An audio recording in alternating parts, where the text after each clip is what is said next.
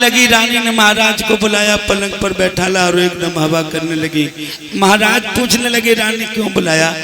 कहने लगे महाराज आपको मालूम नहीं है कि बेटी शादी की योग्य हो गई है और आप कोई ध्यान नहीं दे रहे हैं। राजा भीष्म कहने लगे रानी तुमने जिस काम के लिए हमें बुलाया यही काम था। बोले और क्या महाराज? मेरी बेटी शादी की योग्य हो गई है।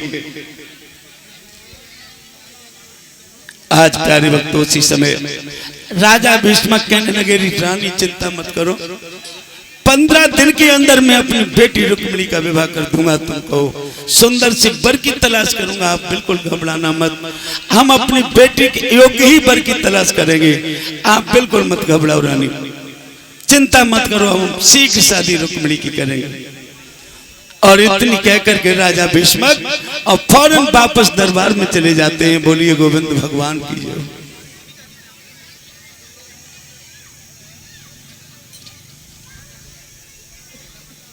आओ महाराज सिंहासन दिया, एकदम तुरंत ही राजा को बैठाला और जाकर के मंत्री कान में कहने लगा महाराज एक बात बताओ, आपको महारानी ने बुलाया, कुछ कारण था महलों में? बोले हाँ कारण था।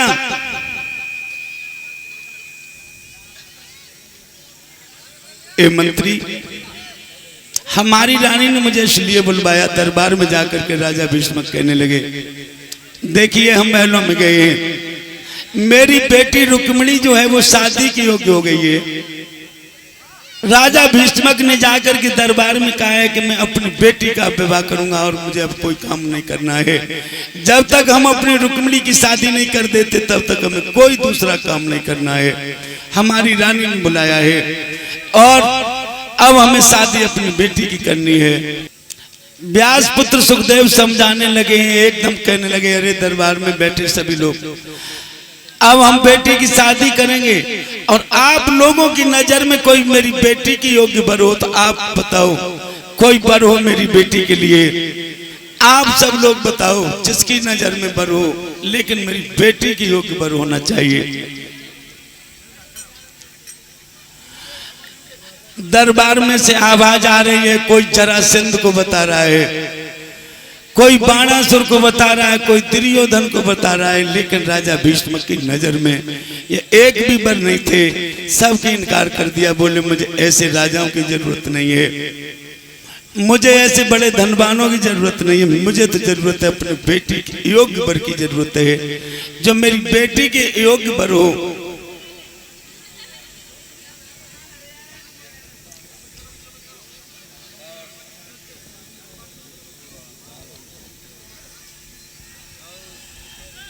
राजा भीष्म का छोटा पुत्र वहीं खड़ा हुआ था। कहने लगे पिताजी यदि आपकी इच्छा हो तो एक बार हम भी बता सकते हैं। बोले बताओ, तुम्हारी भी बहन है, तुम वर बता सकते हो। रुक्मेश कहने लगा पिताजी मेरी नजर में तो एक ही वर मेरी बहन की योग्य वर है, फिर आपकी मर्जी है, आप जैसा करें। बोले कौन है बताओ रुक्मेश तुम बताओ। एकदम कहने लगा छोटा पुत्र पिताजी मेरी बहन की योग्य तो भगवान मुरली मनोहर कन्हैया है, भगवान श्याम सुंदर मेरी बहन की योग्य वर मुझे तो बहुत पसंद है। यादवेंद्र योगी राज है, यशोदा नंदन है, भगवान मुरली मनोहर कन्हैया मेरी बहन के योग्य वर, मुझे तो ये कृष्ण पसंद आ रहे हैं।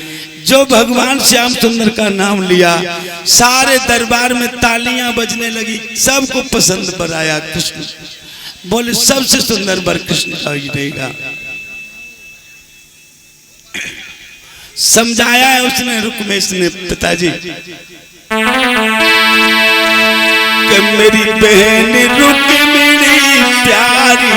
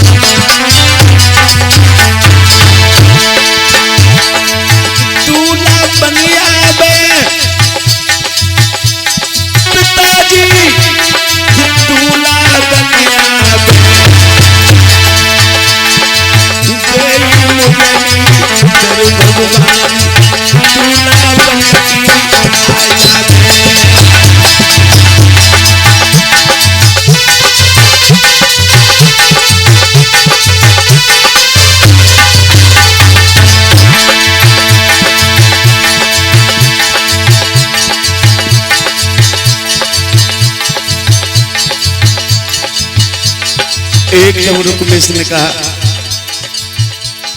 भगवान श्याम सुंदर मुरली मनोहर कन्हैया, मेरी बहन की योग पर सच होंगे पिताजी।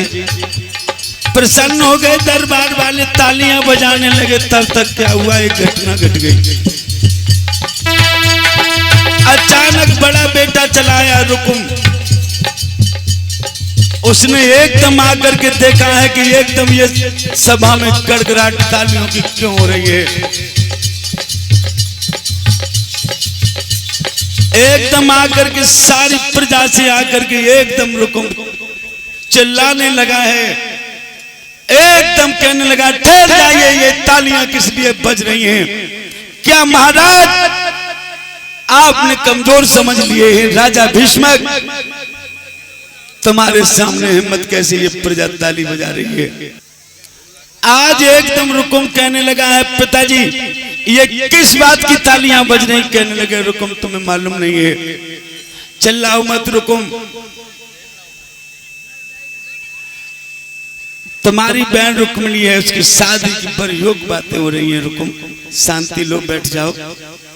बोले कैसी बरयोग बातें? बोले अब रुक्मिणी की शादी करनी है तुम्हारी बहन की, मुझे राजा भीष्मक ने समझाया रुकुम को। रुकुम कहने लगा, कहां शादी होगी?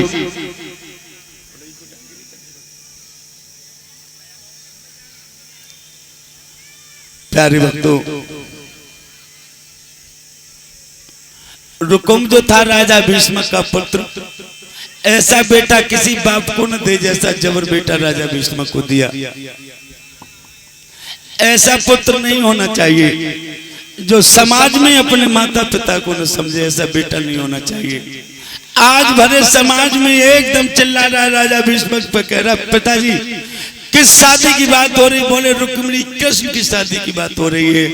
रुक्मिणी के लिए भगवान मुरली मनोहर कन्हैया सबसे सच्चा वर साबित होगा, सब लोगों ने ये तय किया है। एकदम रुकुम कहने लगा, पिताजी यार तुमने उस कन्हैया का छिछोड़े का नाम ले दिया तो हमसे बुरा कोई नहीं होगा। बोले क्यों, क्या कृष्ण छिछोड़ा है? बोले उससे बड़ा तो कोई चोर और वो नहीं है, लफंगा, तुम्हें मालूम नहीं है पिताजी। और एकदम कहने लगा रुकुम,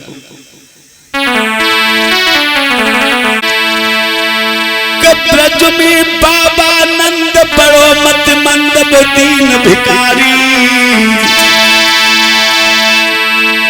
और बाई को लाला ब्रज में भव बलुकारी।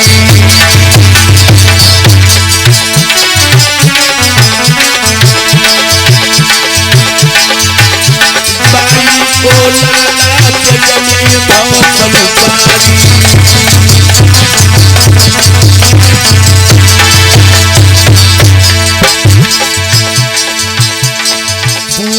चिन्ना चोर किए गो सोर चोरी बन सारी, जन सिगरी दली पिकारी बब्रज की नारी।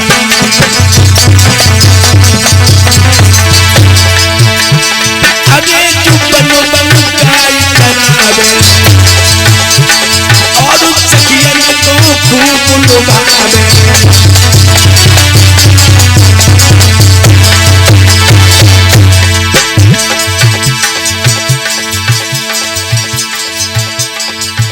लेकिन एक बात जरूर ध्यान रखना, यदि तुम ये चाली चलते हो, कोई चाल नहीं चल पाएगी। करिए शादी पक्की होगी तो तलवारी चल जाएगी।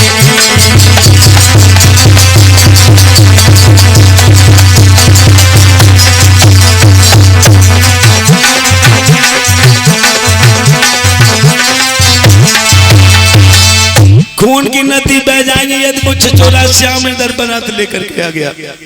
प्यारे भगवत प्रेमियों, एकदम रुकुम कहने लगा, कम से कम हमें पूछ लिया होता तो हम भी कुछ बता देते।